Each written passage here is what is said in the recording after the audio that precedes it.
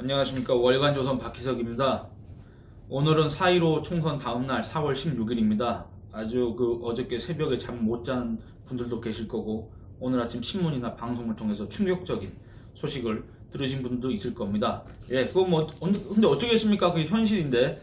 근데 그 총선 결과에 대해서 제가 얘기하는 분들은 너무 많을 테니까 그런 얘기는 하지 않겠습니다만, 다만 이제 오늘 기사를 보다 보니까 좀 황당한 기사가 하나 있어가지고 그거에 대해서 한번 얘기를 해보려고 합니다. 뭐냐면 이렇게 소위 박원순 측근들이 이번 총선에서 그래도 이전보다는 많이 당선이 됐습니다. 그래서 국회 안에 또는 더불어민주당 안에 박원순 계파가 생기는 거 아니냐, 그 해당 매체에서는 박원순 사단이라고 표현했던데, 박원순계가 당에 들어가서 기반을 넓히고 입지를 굳힌다면은 박원순 씨가, 박원순, 이거 제 개인 채널인데 이렇게 존칭을 해야 되는지 모르겠습니다만, 이 사람이 대권 도전에 유리해지는 거 아니냐, 대권 가도에 파란불이 켜진 거 아니냐, 이런 분석을 했습니다. 근데 그거 보고 솔직히 좀 실소가 터졌습니다. 뭐냐면 제가 거기에 대해서 한번 얘기를 해보겠습니다.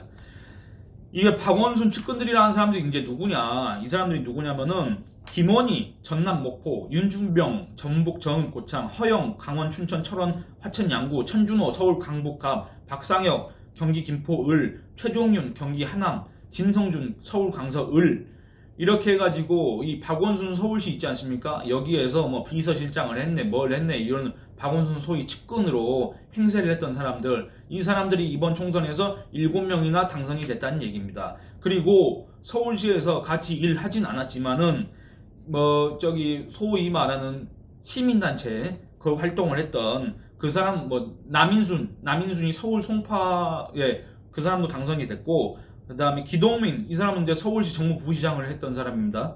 서울 성북 을, 박홍근 서울 중랑 을, 이렇게 해서 대략적으로 10명 정도 박원순계가 이번에 당선이 됐다. 그래서 21대 국회 안에서 박원순계가 활동을 하게 될 것이다, 이런 주장입니다. 그렇다면 박원순이 대권에 도전하는 게 보다 쉬워질 것이다. 예, 보다 쉬워질 것이다. 여기까지는 맞을 수가 있습니다만, 박원순 대권 가도가 마치 탄탄해지는 것처럼 그런 식으로 호도를 하는 사람들이 있는데, 그런 식으로 얘기를 하는 사람들인데, 그거는 어마어마한 착각이고 그냥 그 이해관계가 걸린 몇몇의 아주 근거 없는 기대일 뿐이다, 그렇게 말씀을 드리고 싶습니다. 왜냐하면 너무 간단합니다. 여러분, 계파가 있으면 당연히 없는 것보단 좋을 겁니다만, 자기를 따르는 계파가 있다고 해서 대선에 출마할 수가 있습니까? 대선이라는 거는 정말 이 세력과 세력, 진영과 진영이 총 결집해가지고 사실상 양자 대결을 통해서 승패를 가리는 거 아닙니까? 그러면은 이 과정을 뚫고 나오려면은 얼마나 많은 요건들을 충족을 해야 되겠습니까? 근데 단순히 계파만 많다고 대선에 나갈 수가 있다? 정말 황당한 얘기입니다.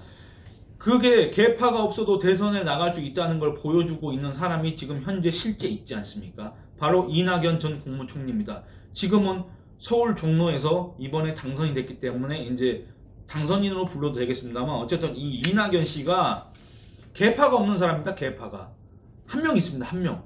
누구냐? 저기 전남, 담양, 장성, 한평, 영광 요 지역구, 옛날에 이낙연 씨가 국회의원으로 4선을 했던 지역구를 물려준 이계호 의원 단 한 명이 이낙연계입니다. 그러면 여러분들 사실상 없다고 봐도 되지 않습니까? 없는데, 한 명밖에 없는데 이낙연 총리 지지율이 얼마입니까? 대략적으로 평균적으로 한 30% 나옵니다. 차기 대권주자 지지율을 조사하게 되면. 그러면은 이낙연 씨는 계파가 없기 때문에 대선 못 나갑니까? 절대로? 그건 아니지 않습니까? 이 정도 지지율을 기록하면은 계파가 없더라도 나중에 이낙연을 따라서 만들어지게 되는 게 계파입니다. 자기가 만들고 싶지 않아도 만들어지는 게 계파입니다. 근데 계파를 내가 당선시켜서 우리 사람들이 많이 당선됐으니까 내가 대통령 될 수도 있겠지? 천만의 말씀입니다. 박원순 시장의 문제는 뭔지 아십니까? 계파가 없어서 그동안 박원순 시장이 무슨 대선에 도전하지 못했고 대선 주자 지지율이 낮습니까? 그거 아닙니다. 박원순 시장의 문제는 오로지 그 자신한테 있습니다. 뭔 말이냐면, 박원순 시장 2017년 때 대통령 선거에 나서려고 하다가 포기했습니다. 왜 포기했습니까? 기억하십니까? 지지율이 너무 낮아서. 지지율이 어느 정도로 낮았느냐? 5%는 안 됐습니다. 5%도 대략적으로 한 3점 몇 퍼센트 이 정도 나왔었는데 그 정도 지지율 갖고 무슨 대선입니까? 말이 안 되지 않습니까? 그러면 이겁니다. 그러면 당시보다 박원순의 지지율은 올라갔느냐? 지금 아주 뭐 이 문재인 정권 독식하는 세상 아닙니까? 소위 말하는 좌파 정치인들이 독식하는 세상이 됐지 않습니까? 그러면 박원순 시장 지지율도 올라가야 되는 거 정상 아닙니까? 박원순 시장이 대통령의 자질이 있고 서울시정을 그렇게 잘 수행해 왔고 박원순 시장이 있는 10년 동안 서울이 그렇게 발전을 했다면 이 사람은 대통령 자격이 있는 사람 아닙니까? 근데 뭐 그렇게 생각하는 사람이 별로 없는 모양입니다. 박원순 시장 지지율에 대해서 한번 말씀드리겠습니다. 그냥 제가 일부러 어떤 특정 조사 결과를 뽑아갖고 온 게 아니라 그 이번 총선 여론조사 공표 금지 기간 바로 직전에 발표된 여론조사 결과를 하나 그냥 정말 무작위로 추려서 하나 갖고 왔습니다. 뭐냐면 지난 4월 8일 서울경제가 엠브레인에 의뢰해 전국 성인 남녀 1,003명을 대상으로 실시한 여론조사 결과에 따르면 차기 대통령 후보 중 지지율 1위는 이낙연 총리입니다.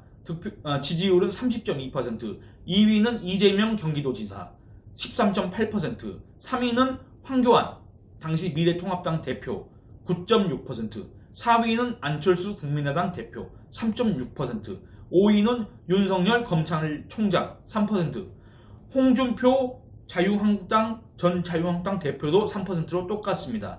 6위는 유승민 미래통합당 의원 2%입니다. 지금 제가 불러드린 인물만 벌써 7명입니다. 7명.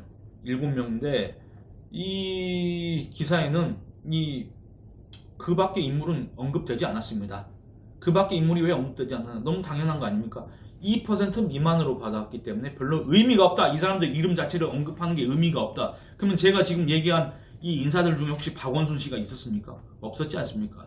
정말 이제 군소 후보라고 부르기도 민망할 정도의 지지율을 기록하고 있다는 얘기입니다. 박원순 씨는.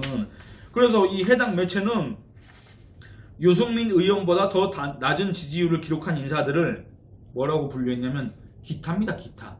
그 기타에서도 박원순 씨가 얼마나 차지했는지는 잘 모르겠습니다만 기타로 처리되는 사람이 자기 계파 한 10명 정도 만들었다 그래서 대선에 도전한다?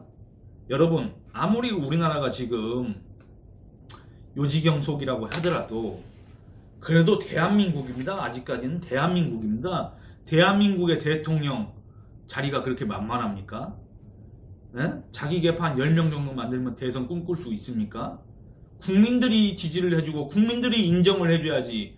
국민 대다수가 지지를 안 하는데 박원순계가 무슨 소용이 있습니까? 정말 이 한심한 아니 여러분들 어떻게 생각하십니까? 박원순 씨가 제가 여러분한테 댓글을 부탁드린 거는 박원순 씨가 지난 서울시장을 지난 10년 동안 해오면서 과연 어떤 일을 잘했는지 정말 그냥 진짜 순수하게 잘한 거 있으면 한 번씩만 언급을 해 주십시오. 두 번째는 박원순 씨가 정말 대선 주자 자격이 있는지 대선으로 나올 수 있는 능력이 있는지 그걸 한번 여러분들이 정말 냉정하게 판단을 해주셨으면 좋겠습니다. 솔직히 저는 거기에 대해서 잘 모르겠습니다. 도대체 이 사람이 무슨 능력이 있는지. 근데 자꾸 이 사람을 이렇게 일부 언론 매체에서 무슨 대선 주자 취급을 해주니까 자꾸 이 사람이 서울시정보다는 다른 데에 신경을 쓰는 거 아닌가 그런 생각이 들어서 아니 예를 들어서 박원순 시장이 서울시정이 아니라 다른 데 신경 쓰면 그거야말로 일종의 세금 낭비가 우려되지 않습니까? 그런 상황을 막기 위해서 박원순 씨는 웬만하면 대선 주자 축에도 낄 수 없는 지지율을 기록하고 있으니까 웬만하면 언급하지 않는 게 좋은 거 아닌가 그런 생각이 듭니다.